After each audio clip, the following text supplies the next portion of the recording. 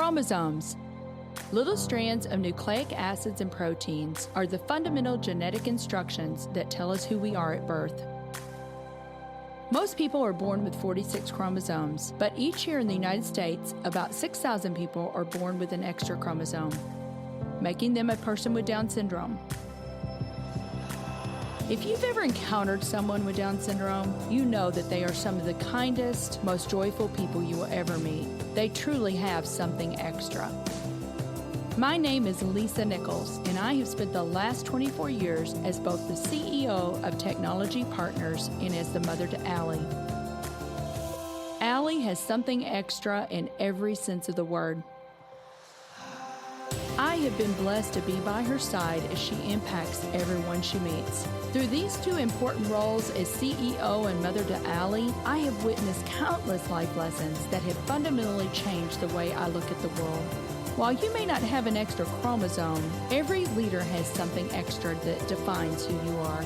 Join me as I explore the something extra in leaders from all walks of life and discover how that difference in each of them has made a difference in their companies, their families, their communities, and in themselves.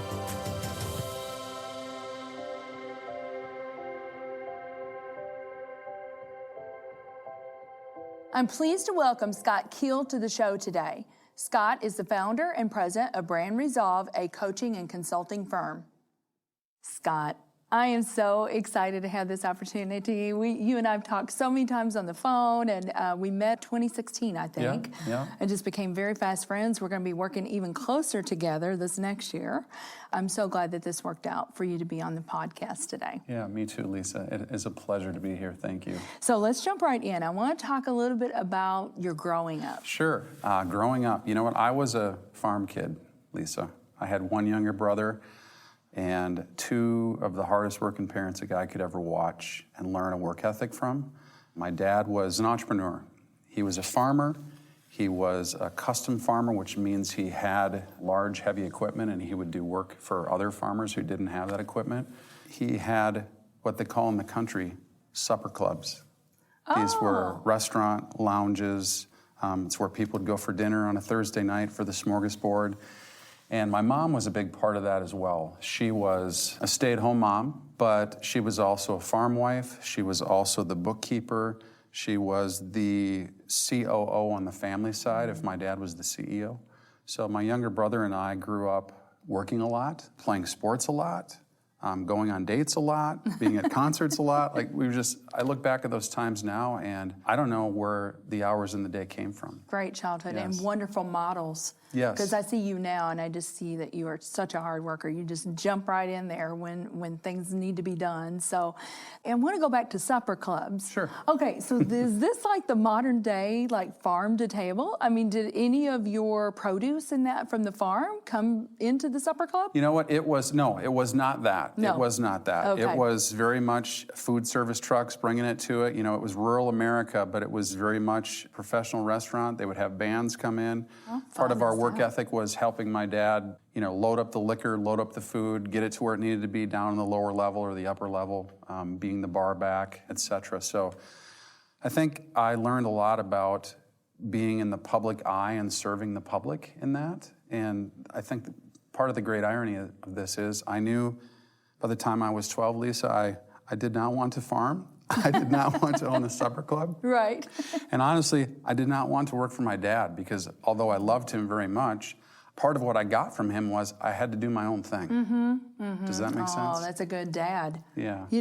That really is. I mean, and that took courage on his part to say, Scott, you go be Scott. Sure. Not necessarily me. That's wonderful. So you went to college, I assume, and got a degree in, what'd you get a degree in?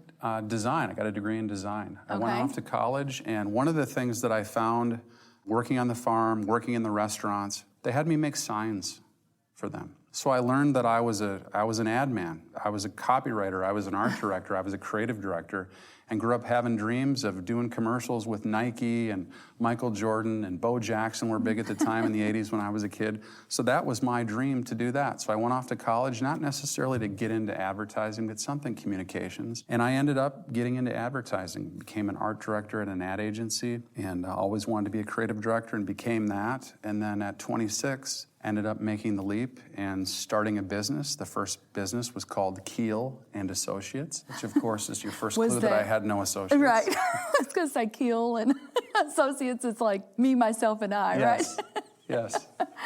That's wonderful, though. I mean, I'm so impressed by that at 26. And did you know everything you needed to know of course. When you were 26? And then some. I'm continually amazed at how much I knew back then. The thing about being entrepreneurial is having the restlessness to want to go and fix or change what's not sitting well with you, and you'll figure it out as you go. Right. So, I had been working in advertising for, not very many years at all, but knew that I loved solving problems. I loved serving clients and finding a better way. I'm a maximizer by trade, so when customers come to you and say, we've got this product or we've got this campaign, but it's not performing, man, I was just on it and I loved that. And I ended up partnering with a close friend of mine where I had offered him a job. We landed a big account and I offered him a job and he offered me a partnership. And that was probably one of the best things I ever did was get Chris Shermer as a partner. We just grew that business over the next 10 years into a top 25 Twin Cities ad agency and a top 100 U.S. agency. I was going to say, yeah. Fastest growing, I believe. You got all types of accolades, right, Scott? Yeah, and Chris has gone on to just crush it since I left that business. But it's exciting to think about, the day I quit my job, April 15th, 1996, I said, I'm going to go do this myself, which of course you can't really do anything great yourself. And we ended up building that business, and it's neat to think about the seed that was planted back then has just grown into a great tree today, and I'm super proud of what Chris has done. That business partnership ran its course after about 10 years, but to see what he has done with that business has been fantastic. He's just taken it to complete new heights. Well, in all seriousness, I mean, yes, we know everything we need to know when we're 26. In our own mind, right? But, I think about that, and when you're 26 years old, there is so much you don't know, and sometimes I'd say that's kind of a blessing, too, because you don't know what you don't know, and you just figure it out, right? But Did you have people in your life, Scott? How did you lean in if you needed more about understanding the financial statements, P&L, balance sheet, cash flow, those kind of things? Did you have people that built into you during that time? Yeah, absolutely. It's funny how you find relationships when you're starting a business or getting into a business. One person recommends you to someone and you find that you know them for the rest of your life. When I think about the relationships, Lisa, I think about two of my most recent, the ones with the most impact, the mentors, are Lee Anderson and Bob Sweeney, two men that were business partners in a construction business that I was in. And one of the things that I love about those guys is the encouragement that they would give me. Going from being 26 years old to 36 years old and going into a different industry, going into construction, to go from being 26, where I thought I knew everything, to being 36, where I realized, there was so much more that I didn't know. These two gentlemen really took me under their wing, saw something in me that I didn't even see in myself at that time, and were just so encouraging. So those are two people that I think about in terms of a mentorship in my life. That really built into you. That really built into me. Well, let's back up 1 minute. So you had your own agency with Chris till you were 36. Then you got tapped on the shoulder to come into a completely different industry. And then you found yourself in another position that you never dreamed of, right? So talk to us a little bit about that journey. So 10 years in advertising, 11 years in advertising. Some things I loved about it, but there's some things that I didn't love about it. I'm not even sure if I was exactly clear about it at the time, Lisa.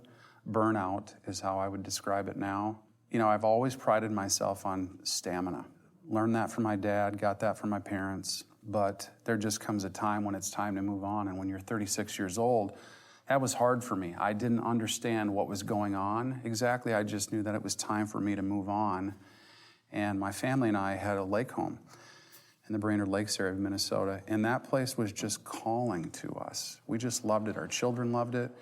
My wife and I had been talking about it, and we said, what if we just moved up north, sold our half of the business, and what if we just made a fresh start? What if we just simplified? And I will never forget, we were driving down to my grandmother's 90th birthday party, and then we were going to go on and visit my wife's mother in a nursing home. So we had all these thoughts of mortality on our mind. We were driving the minivan, and the kids were in back watching their movies with the headphones on so mom and dad could have a real talk. And that day we just said, let's do it. And so Chris, my business partner at the time, graciously offered to buy that half of the business. And it was a very quick transition. It was a very quick sale. That was in February of '07. And by June of '07, we had transitioned out of the business. We had transitioned the communication. It all happened so fast, but it was so right to do. And I've always kind of been that way, like a clean break type of guy. When it's done, I'm out. Not to say I want to leave people hanging, but the transition was smooth. Chris has just taken off with that business. I'm so proud of him. So you came into the construction industry, and you came in as what, VP? You said, let me be your VP of marketing, and then... Yeah, I actually came in as a consultant. This was the organization that had built that home for us up there, Lisa, and just really loved the company and loved the people, and ended up talking to the CEO. I ended up doing a consulting project for them. It's like a 4-month project, and I just fell in love with the company. I got deeper into the organization, got to know their leadership, got to know the opportunity, got to know a new industry, architecture and construction. And for an ad guy who'd always been enamored with ideas and concepts and campaigns, but that had faded for me, right? This was just so less temporal. This was more like, this is a building. This is going to be for 100, 200 years or more. It's not like a brochure or a menu or a web page or something that's just here today, gone tomorrow. So I just really felt there was a legacy piece to this, and really felt drawn to it, and had an affinity for design. There was just something about houses that I had always loved, the concept of home, where you raise your children and come home to from making your living. So the concept of switching from advertising into construction came about because of an advertising project for a construction company. It was rebranding the organization. And I had a blast and got to know people, as I said. And at the end of that project, I said to the CEO, I said to Bob, I said, you're not going to keep hiring me as a consultant. And he said, no. And I said, well, we've done some great work here together. We can't let this slide back. And I said, I haven't had a boss for about a decade, but I like you. I will follow you. I trust you. Why don't you have me come on, stay with your marketing, hire me? And Bob said, how about marketing and sales? And I had never been a sales manager before. I'll be the first to tell you I'm still not a great sales manager.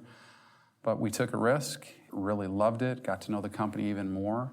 And within about 3 years later, I was named the president and the CEO of that organization. And no one was more surprised than me when that began to take place. When they made that offer to you. So we're going to take a quick break, and then we'll be back with Scott Kuehl.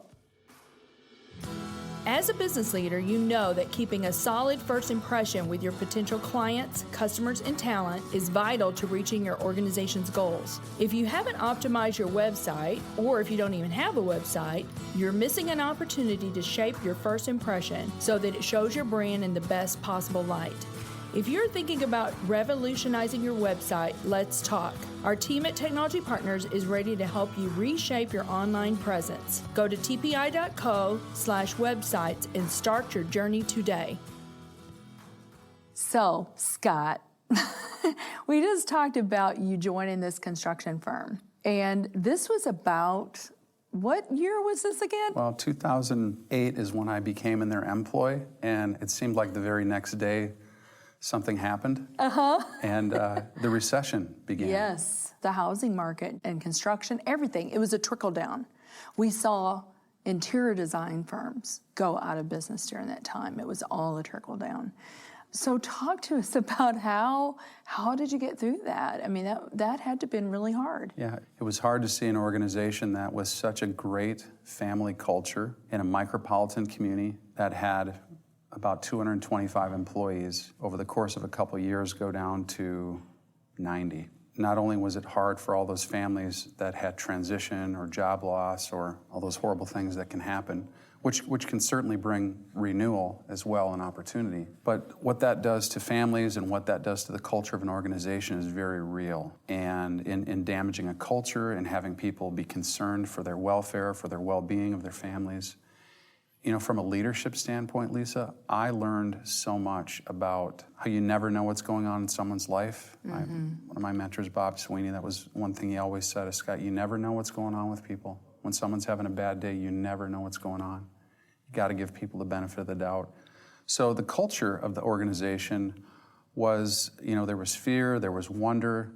Like you said, businesses were going out of business, whether it was interior design, architecture, construction, the trades.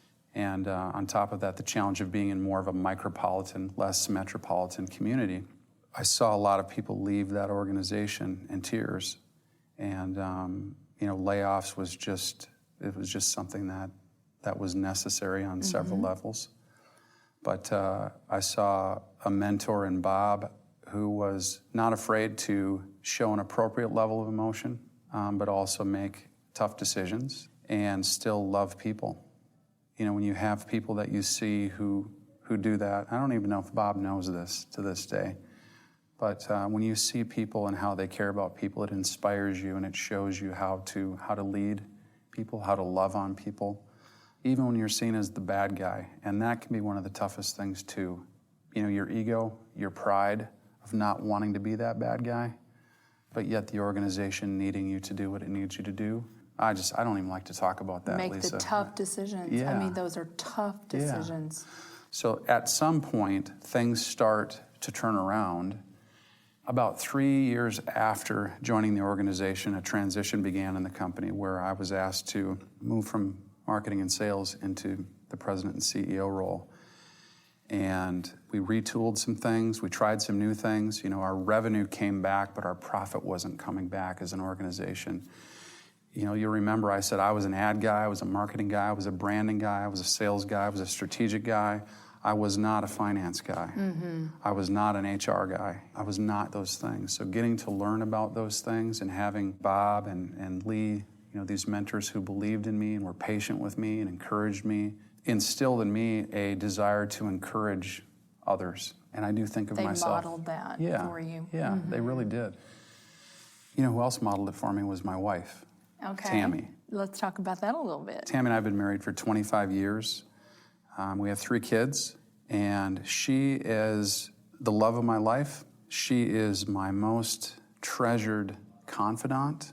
She is my most overworked, underpaid advisor of my whole, 25 years in business. Right. You may relate being with you and Greg and how you guys advise one another. Absolutely. Right.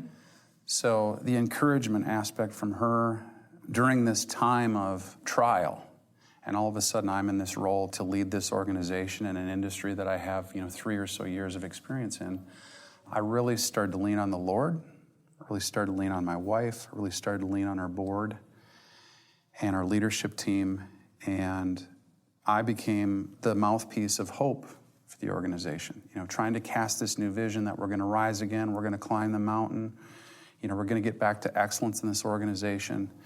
It was one of the toughest, most worthy journeys I've ever been on in my life. And to this day, just think so fondly of the people in that organization and the craftsmanship and the things that men and women built, right? We look around at buildings and we see buildings like, oh, there's this building. It's like every millimeter of that building was manufactured, crafted, created by someone. These things don't just happen. I always look at that, and I look at these big buildings, and I'm just fascinated that people can put the structural pieces in place so the building doesn't fall down. I mean, it's fascinating to me too. But, so you were the message of hope. You were that voice of hope. And that is hard. But it can't be, Scott, here's the thing. It can't just be empty words. You had to roll up your sleeves, Absolutely. and there had to be some muscle behind all of that, right? Our people were our muscle, our people were our minds, and they rallied, and 2012, 13, 14, 15, things started to come back, and, we went from 225 to 90 back to 150. We got our EBITDA back in line, we got our hope back in place. Lisa, I should have been the happiest guy through all that. And I was certainly proud of what our people had done. When we got some things righted after that recession, all of a sudden I found myself saying, I don't think I'm supposed to be doing this anymore. And it was confusing. There's that comfort of, there's that ego, that pride of, hey, we've done it. Let's keep going. Much like in 2007, I just wasn't supposed to be doing that. You knew that there was another assignment for you. You just Yeah. knew that in your gut. But, you know, Scott, I mean, I think about it and I think, you know what? It's kind of like for such a time as this, you were the guy that was needed at that time to bring that organization through that really hard, dark time and to be that voice of hope. And it's so interesting to me because I'm just thinking about how you're talking about Tammy being your encourager, Bob and Lee were encouragers. But I see you as that, and I have told you that. You are such an encourager. So it's really funny to me that you saw that given to you as a gift, and now I see you as, and you probably were always that, but it's even magnified, I believe. You know, that you really took that to heart, and now you know what that did for you, and so you are that to other people. I have expressed that to you. Yeah, yes, you have. It's very edifying when you do that. And I think there's just something really powerful about hearing someone say to you, hey, you're really doing a great job. Mm-hmm. And it's funny because as you're talking about Bob and Lee, I will tell you, you said something in the beginning, and you said they saw something in you that you did not see in yourself. And I can't tell you how many times I've heard that. You know, so it just makes you think you need to be doing that for other people. We need to be constantly having our eyes and ears open so that we can call out that greatness. Absolutely. In other people. Absolutely, Lisa. That is exactly the phrase, call out someone's greatness. And so many times we do not see the gifts that we have and the power of someone saying, you know, you really have this. And oftentimes when you have a gift or a talent, and it comes easier, it seems effortless, and it doesn't seem like work, how can it be a gift? How can it be anything special? Well, you're kind of getting into our something extra, so I'm going to table that for 1 minute because I do want us to talk about that piece, but I want to talk about that time of restlessness for you. And you and I believe, met right before you made that decision to exit the construction firm. You had voiced that to me, that you were kind of feeling this, but talk to us a little about that journey, and because you took another big leap of faith, and what did you do? The short answer is I read the book Halftime. By Bob Buford. By Bob Buford, yes. Great guy, great book. The first time I read that book was in 2007 when I left the ad business. And something happened in 2016 where the book came across my eyes again. It was an email that I'd gotten from a gentleman. He said something about Halftime. And I said, oh, the book Halftime? And he said, yes. And there's a Halftime Institute as well, I learned. So I pulled the Halftime book off my shelf. This is 2016. Reread it. And I started spending time on the Halftime Institute website, just watching videos of the CEO and videos of Bob Buford and videos of Lloyd Reeb, and just this concept of going from success to significance. You know, what do you want to do in the second half of your life? You know the plays you've run in the first half, you know what's worked for you, what you're not good at, what you're good at. And I just really felt like I was in this season again of restlessness. The difference between reading that book the second time and reading that book the first time was in moving up to the northern Minnesota area, my wife and I had found a church that we started attending. And one thing I didn't tell you about growing up with the farm and the supper clubs was my mom was the faith leader of our family. So my little brother and I made her late to church every Sunday. We'd slink in, sit in the back row, and my dad just didn't go to church. Lisa, I could not wait to grow up and be the dad that didn't have to go to church. And that's exactly what happened. And what I realized was I had to, at some point, be a faith leader in my family. Through a couple different circumstances, had a couple things happen where I realized that is exactly what I needed to do. Ended up seeing the movie Courageous with our small group from church, and walked out of that theater, number one, in tears, And number two, with a commitment to be the faith leader that my family needed me to be for my two sons, my daughter, my wife, our marriage, our family legacy. And just realizing that it all comes from somewhere and it all comes from him. So as I'm watching these videos, I mean, becomes every night, Lisa. I'm watching these videos and rereading this book. I start praying around this and really seeking guidance and talking with my wife about it, and really no one else. But she got to a point where she just didn't want to hear it anymore, and I love her for that. So there was one other person that I thought I was going to share this with. His name was Jason, friend of mine who just happened to live in Texas, in Dallas, the one person I know in Dallas, Texas, Jason Williford. So I call up Jason. He had been a consultant through the last 6 or 7 years, a trusted guy. I was going to confess this to him. Like, I feel like the Lord is pushing me out of this job. And so I asked him, I said, have you ever heard of the Halftime Institute? And he said, yeah, Bob Buford wrote that book, Halftime. And I said, yeah, exactly. Have you read that book? And he said, you know, I haven't. He said, but when we moved here from Kansas City, we bought the house of the CEO of the Halftime Institute. And I could not believe my ears, Lisa. Crazy. Like the biggest God wink you could ever get. So believe it or not, that was what gave me the conviction to say, you know, I'm supposed to be moving in this direction. I enrolled in the Halftime Institute Fellows Program for 2017, and it was How long were you in that program? How long is the program, Scott? It's a year-long program. Okay. And you know, it sounds robust when you hear that word institute, and they have many programs in it, but really it was like a 3-credit class that lasted a year. And one of the most valuable parts of it was just getting in a cohort with 11 other people who are all feeling that same stirring. They're all sensing that there's something else that I'm supposed to be doing.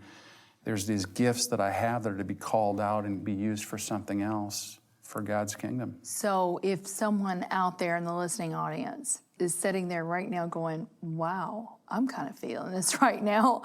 I want to go to the Halftime Institute. How would they go about finding out more information? I mean, besides getting on the website like you did and looking at it every night, I guess they could do that, right? I would say that's a good start. You know, if you haven't read the book Halftime's a good book to read, and there's other resources too that they have. But if you Google Halftime Institute and you're stirring, you'll find some things that you're looking for, and those folks are equipped to deal with people who are stirring for that second half. And my stirring led me to make another leap, to go in and say, you know what, it's time for me to move on. And that had to have been hard. So sometimes that's a hard thing for people to understand, right? You're walking off of something into nothing. The unknown. Right. Right. And that doesn't make sense to everyone. And it made complete sense to me, even though I wasn't sure where I was going. I had conviction. I felt like I'd been given direction. But the aspect of taking a leap was received so well by my two mentors, Lee and Bob, and our board. The other thing that I didn't mention before was I also thought I was maybe supposed to be a pastor. The same visit I went to visit the Halftime Institute, I also visited the Dallas Theological Seminary. And I do feel that there's a pastor in me, there's a shepherd in me. I think it's in the marketplace. Right. I think it's coming alongside people. And my business is about that today, you know, coming alongside folks and talking about their business and their leadership teams and bringing the Lord into the conversation because He has it all. Right. We have someone in common that you and I both love, and that's Dr. Richard Blackaby. And Richard is all about marketplace, you know, and really, we don't have to be a minister per se by profession. I mean, it's just wherever God has positioned you, you can make an impact, right? Yep, well said. Dr. Blackaby, right? Yes. Find out where God's at work and join Him. Right, that's your invitation. Very good. Well, so let's talk about what you're doing today, okay? So you do have a new assignment. Yes. And talk about BrandResolve. My new assignment is just coming alongside business leaders, mostly men that I'm working with one-on-one, talking about their spiritual aspect of their life, certainly, their vocational aspect, which is obviously their business, their job if they're a senior leader reporting up, the physical aspect, the mental, the emotional, the financial, this holistic coaching approach, and really trying to take the things and the experiences that I've been given through my life and share it with others and hear them and ask questions. We were talking earlier. I said, I used to be the young guy in the Right. room. And all of a sudden, I'm not the young guy in the room anymore. So I'm trying on that suit to be that. It's a little more gray than the black suit used to be. Right. But really enjoying But you're finding that. it fulfilling, though, right? Absolutely. And I don't think, just like when I was 26, I didn't think that just starting that business that was just one person was the end game. I knew there was more. At that time, I was convinced that I was going to make it happen. 20-some years later, I'm waiting on the Lord for this and trying to be patient. I'm trying not so hard to be striving all the time. There's still a striver in me, Lisa. Do you know what I'm talking about? I totally think you know do. what you're talking about. So just really trying to be still Yes. and know more often. Right. That's important. That's good. Resting. So I'm loving it and being patient. It will grow in the way that He wants it to grow. He will water it the way it needs to be watered. Right. And right now I'm just stewarding it as He guides me to. That's a great way to put it. And you will know, and everyone will know, that, it's Him, right? Yes. It's Him that built whatever it is that He has for you. So it can be a hard place to be, but it's a trusting day by day, I think. Yes. Let's talk about, what do you think, and it can be more than one thing, Scott. So what do you believe is the something extra that every leader needs? The first that comes to mind, especially off of our halftime conversation, is rest. And that is a tough one, isn't it? It can be. Yes. When you're wired to go, when it's hard to shut your mind off, rest is hard to find. And it's easy to complain about not having time to do it, and it's hard to find. But as a leader, it's important for you to schedule it. And one of the things that I learned was through this halftime sabbatical, just taking that time to really disconnect and reflect, was I didn't know at what speed I was running. That's not to say I didn't think I knew, because I thought I knew, but I was wrong. And I think there's so many people out there with great ideas, with amazing stamina, that are not aware of the pace they're running, the carnage they're leaving, how hard they are to keep up with, and how sometimes the standards for excellence that they have for themselves are not attainable consistently by everyone in the company. And that is not to say that a leader thinks they're better than everyone else. Everyone is gifted in different ways. Right. But oftentimes the stamina that a leader has, the vision that a leader has, the ideas that a leader has, the pace that a leader has, is the leader's. And to be a true leader, to be the shepherd, sometimes you got to leave the 99 to go get the one. So rest and reflection, it's a something extra that I think we all need. Yeah, great words of advice. Well, Scott, this has been so much fun. Yeah, you said it. Thank you so much. It was wonderful. Thanks for being with us. My pleasure. Our show today is executive produced by Brian Muncie. Our technical producer is Daniel Williams. Something Extra with Lisa Nichols is a Technology Partners production. Copyright Technology Partners, Inc., 2019. For show notes or to reach out to Lisa, visit tpi.co/podcast. Don't forget to leave a review on Apple Podcasts, Google Play, or wherever you listen.